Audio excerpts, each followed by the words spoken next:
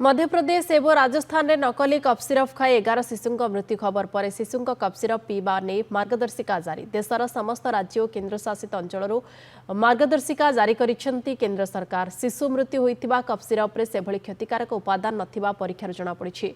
एहा सत्वे केंद्र सरकार समस्त राज्य और केन्द्रशासित अंचल को एडवाइजरी जारी करी छोट पिलामानक पई कप सिरप रो तर्कसंगत व्यवहार पई परामर्श दैछंती। 2 वर्षरु कम बयसर शिशु को कप सिरप न देबा एवं 5 वर्षरु कम बयसर पिलांकु कप सिरप खाइबाकू साधारण भावे परामर्श न देबाकू स्वास्थ्य मंत्रालय पक्षरु परामर्श दिया जायछि। मध्य प्रदेश रो छिंदावार रे कप सिरप खाइथिबा 9 जण शिशुंकर किडनी जनित जटिलता देखा दिथिबा परे सेमानकर मृत्यु घटिथिला। तेबे कप सिरप नमूना परीक्षारु सेथिरे डाइथाइलिन ग्लाइकोल किंबा इथाइलिन ग्लाइकोल नथिबा जणा पड़िछि।